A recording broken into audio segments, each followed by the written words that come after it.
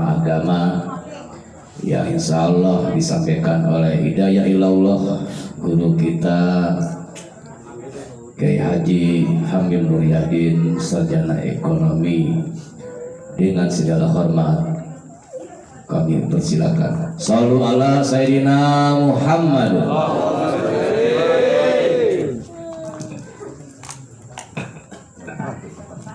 Terima kasih Pak Ustaz. Bismillahirrahmanirrahim.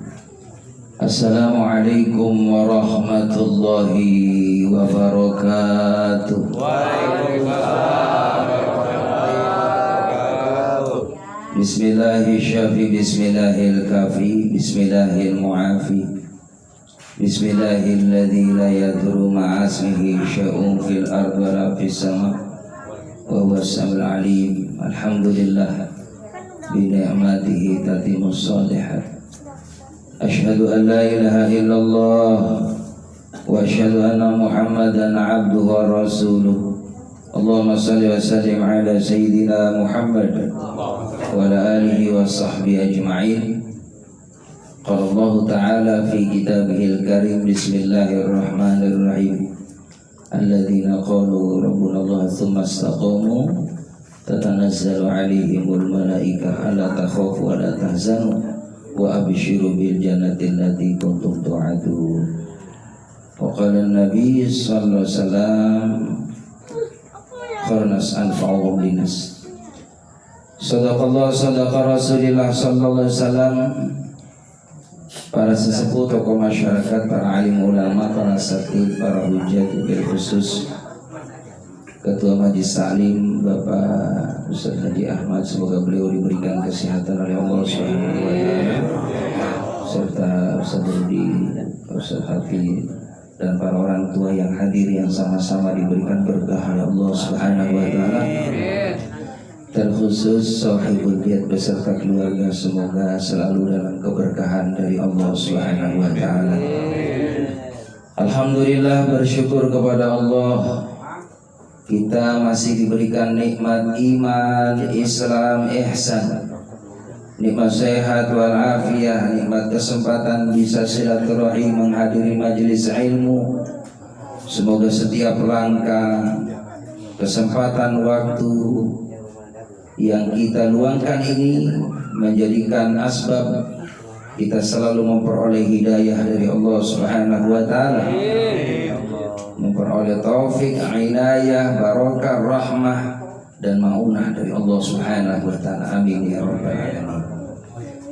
Jamaah yang dimuliakan oleh Allah Subhanahu wa taala, serta rasa mahabbah, rasa cinta kita kepada Nabi Muhammad sallallahu alaihi wasallam, Nabi yang memberi syafaat kepada umatnya, maka kita umatnya tentunya berharap syafaat dari beliau. Miyaumi hadza ila yaumil jaza, dari saat ini kita berharap syafaat dari Nabi Muhammad. Kelak nanti kita di alam kubur pun berharap syafaat dari Nabi Muhammad. Sampai nanti ketika kita berada di mizan, di timbangan amal, di atas sirat, maka kita pun berharap kepada Allah semoga dibimbing oleh Rasulullah sallallahu alaihi wasallam.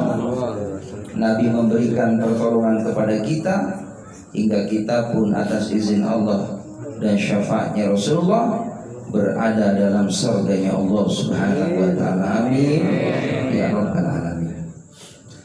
Hadirin jamaah yang dimuliakan oleh Allah Subhanahu wa taala, Imam Qurtubi dalam tafsir Al-Qurtubi, beliau menjelaskan orang-orang yang akan memperoleh kehidupan yang baik dalam surah An-Nahl 97. Allah berfirman, Bismillahirrahmanirrahim, Man 'amila salihan min dzakarin aw unsa.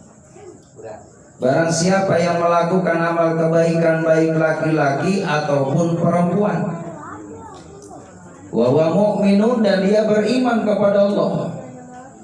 Jadi amal saleh ini harus disertai iman kepada Allah. Dan orang yang beriman maka insya Allah akan mudah melakukan amal soleh. Karena iman itu artinya percaya dan yakin bahwa Allah itu Al-Khaliq, yang wajib disembah, yang wajib kita minta pertolongan, yang wajib kita senantiasa terus mengingatnya, menyebut-nyebut namanya, bersyukur kepadanya, minta pertolongan kepadanya. Maka ketika sandaran kita hanya kepada Allah Subhanahu wa ta'ala, bisa dipastikan hidup kita ini akan selalu mendapatkan pertolongan dari Allah Subhanahu wa ta'ala. Tanpa sandaran kita kepada Allah, kalau iman kita rapuh, amal soleh kita rapuh, yang ada adalah kita menyekutukan kepada benda-benda. Orang kalau nggak punya iman, segala sesuatu pengen terwujud di dunia ini, dia cari jalan pintas, nyari pesugihan, datang ke Gunung Lawu, datang ke Gunung Sembung, datang ke Gunung Salak, datang ke Gunung Jeruk, ada nggak? Ya, ke Kawi, ya kan? Jangan gunung sampah ya. Iya, datang ke Mbah, minta kesugihan, yang didatengin mbahnya miskin.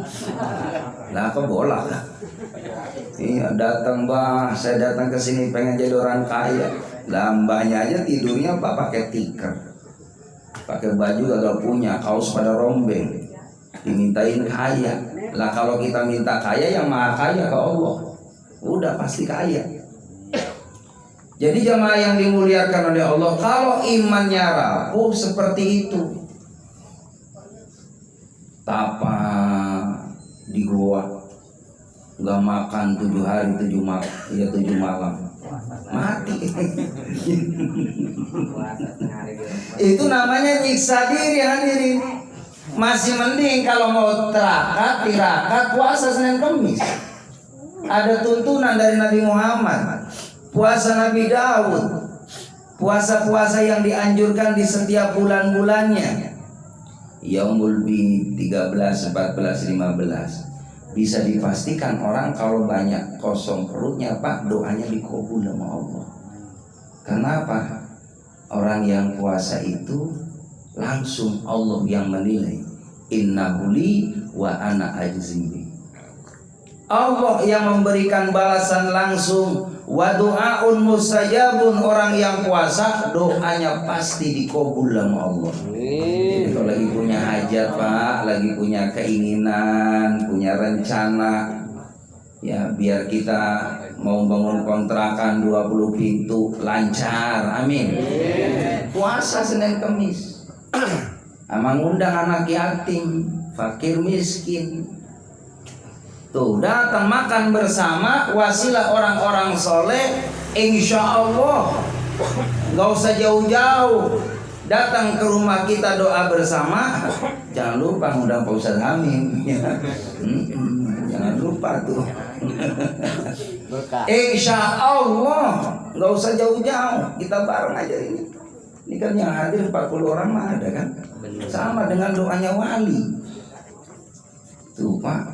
Makanya kita nih kalau sering datang ke majelis ilmu, Allahu Akbar, Bapak nanti yang ngerasain deh, itu rezekinya lancar. Amin. Ya udah dibuktiin Pak, kita nih nggak usah nunggu besok rezeki, sekarang udah diwujudin nama Allah. Pisang kan sama jeruk udah di depan mata Pak. Ini kan rezeki nggak disangka-sangka, bener nggak Pak? Langsung spontan, care and cash dari Allah. Nggak usah nunggu besok, nggak usah nanam berhari, berminggu, berbulan. Datang ke pengajian, ketemu sama pisang, ketemu sama jeruk, bentar lagi makan bareng-bareng. Udah siap ya Pak? Udah pokoknya pasti makan nanti nih kalau ngaji. Makanya jangan makan dulu di rumah. Makanya tadi sengaja gitu, sengaja. saya mah sengaja dari jam 5 biasa makan orang ada undangan. Kalau saya ini nggak makan dulu ya, biar mirip juga di rumah. Hadirin jamaah rahimakumullah. Berarti isyarat pengen makan. Hadirin jamaah yang dimuliakan oleh Allah Subhanahu wa taala. Maka udah itu. Kalau kita hidup pengen yang namanya dapat hayatan thayyibatan, hidup yang baik, kata Imam Al-Qurtubi adalah pertama nyari yang namanya rezeki yang halal dan barokah. Amin ya robbal. Bapak sesuai dengan profesinya, keahliannya masing-masing, udah ada bagiannya masing-masing. Selama kita masih hidup, Pak, rezekinya dijamin nama Allah. Amin. Gak usah khawatir. Makanya belajarlah seperti burung. Burung itu tawakalnya tinggi sama Allah. Asal keluar itu dari sarang, dalam kondisi perut lapar, pagi berangkat, sore pulang dalam keadaan kenyang. Apalagi kita hadirin. Tapi jangan lupa, sebelum kita berangkat ikhtiar buka warung, buka toko, ini kucing lagi nyari rezeki ya.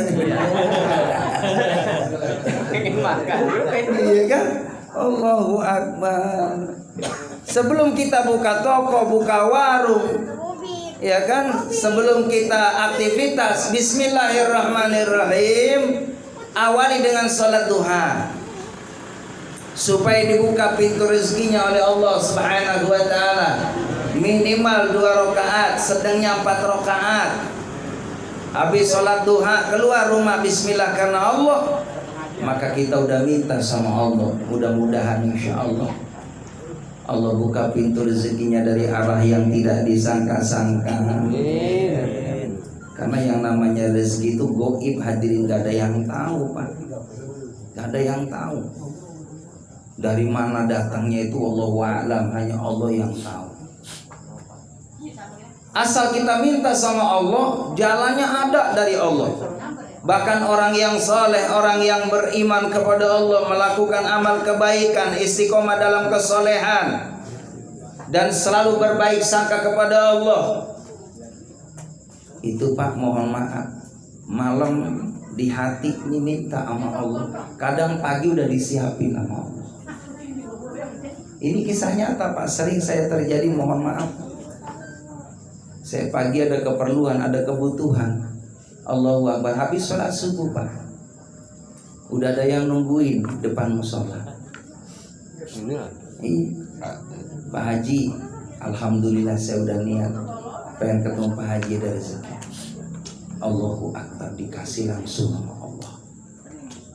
Asal yakin dengan janji Allah Subhanahu wa taala. Kita udah ikhtiar, udah berdoa dan selalu niat baik, Pak. Kalau kita niat baik, niat manfaat, niat nyenengin orang, terutama nyenengin diri kita, biar kita senang nih hidup nih. Nggak usah dibikin pusing Pak hidup nih Pak. Lah kita hidup 60-70 tahun dibikin pusing. Nggak usah. Itu saben hari depan pintu hadirin rongo aja, ngitungin orang lewat, 1, 2, 3 gitu kan, ambil ngayal yang enggak. Ini bakal dapat duit enggak, dapat rezeki enggak.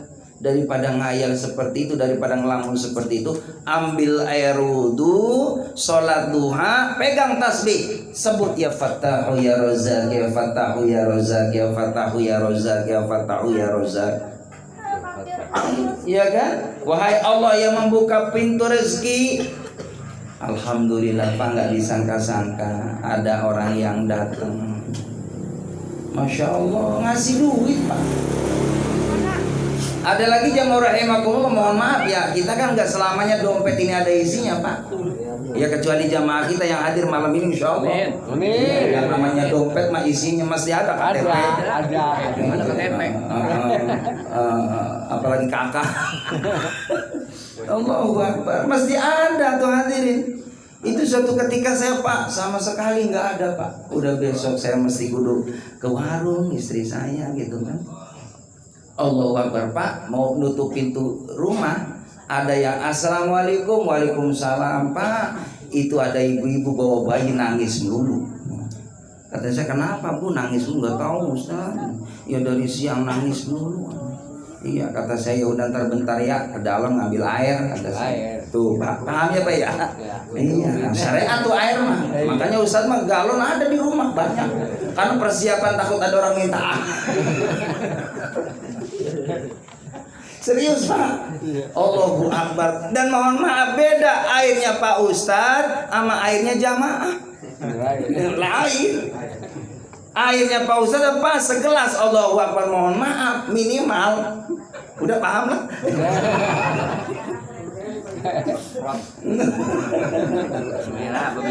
Allahu Akbar walillahil hamd. Itu bocah datang, kata saya mah nggak bisa apa-apa ya, orang ibu udah datangnya ke sini tuh udah jadi obat. Orang niatnya nyari obat. Saya mah nggak bisa apa-apa, nggak bisa kata saya. Yuk bareng-bareng baca Fatihah. Ibu yang baca Fatihah karena doa mustajab, ibunya buat anaknya bukan saya. Tuh Pak, perantara doang Al-Fatihah. Itu diminumin Pak atas izin Allah, itu bayi dia. Lah ya pulang itu ibu tadi Pak. Pulang tadi Pak, ibu-ibu tadi pulang tuh Pak. Allahu Akbar, nyalamin nama saya tolak.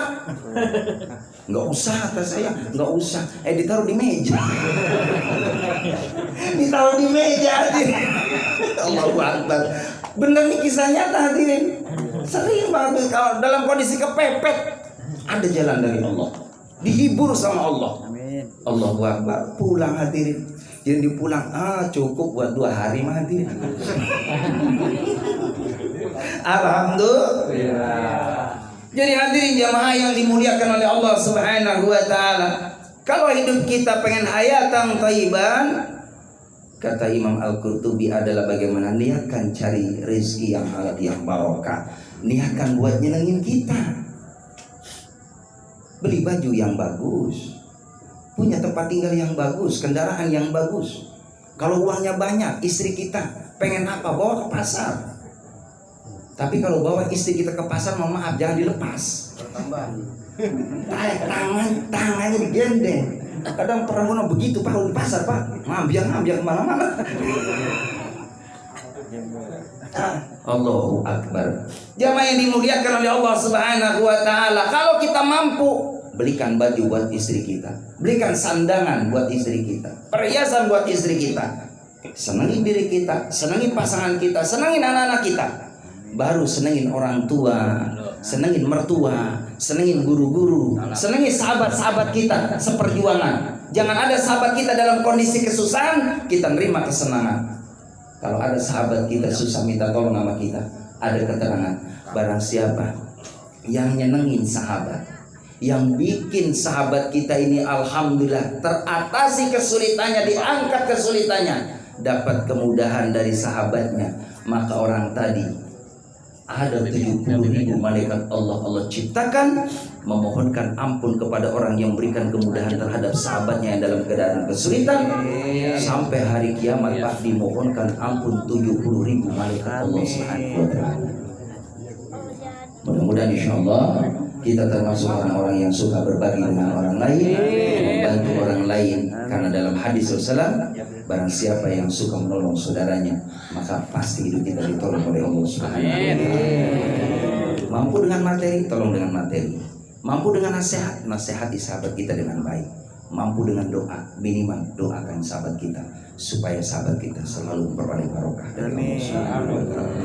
Itu saja hadirin yang dapat saya sampaikan. Masih ada lagi 2 dalam keterangan hayatan thayyibatan daripada tafsir Al-Qurtubi. Insyaallah pertemuan yang akan datang, kapan-kapan kita ketemu lagi. Billahi taufiq wal hidayah. Assalamualaikum warahmatullahi wabarakatuh. Waalaikumsalam.